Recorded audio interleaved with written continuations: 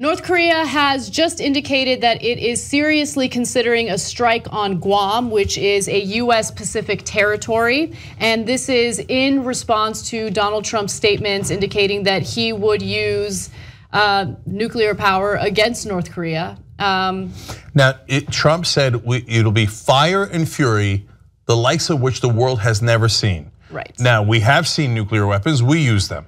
So he's apparently saying that we're willing to use nukes again.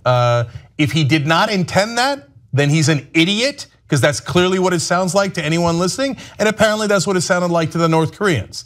Now, you have to remember something. Yes, we have a man-child in office who doesn't know what he's doing. But so do they. Kim Jong Un is the definition of a man-child. He grew up where everybody told him, his dad, and his grandfather were gods and kings and didn't have anuses. I'm not kidding. That's a literal propaganda tool from North Korea. Their leaders don't have anuses. So he thinks he's the almighty. He thinks, oh yeah, fire and fury, I'll hit Guam and there won't be any consequences. Remember, he's only 33 years old. And he grew up incredibly spoiled. Oh, I get Dennis Rodman, I get caviar, I get the kind of liquor that I like, I get the women that I like. Everybody else is in concentration camps. So we've got two maniacs in a pissing contest here.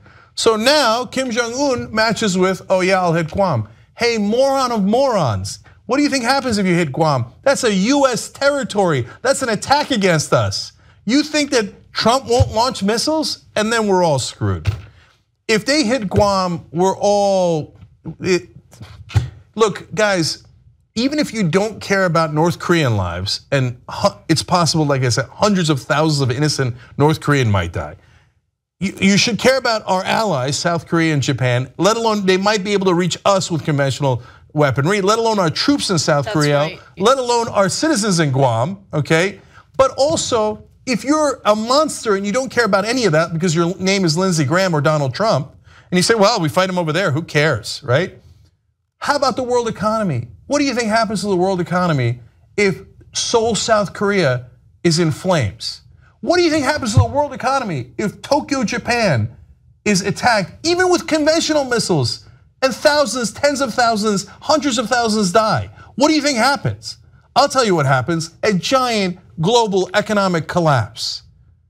So this is stupidity with no bounds, with two guys who are both incompetent and filled with hubris, spoiled children that don't know what they're doing.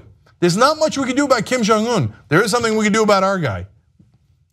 Look, it is now an absolute international emergency.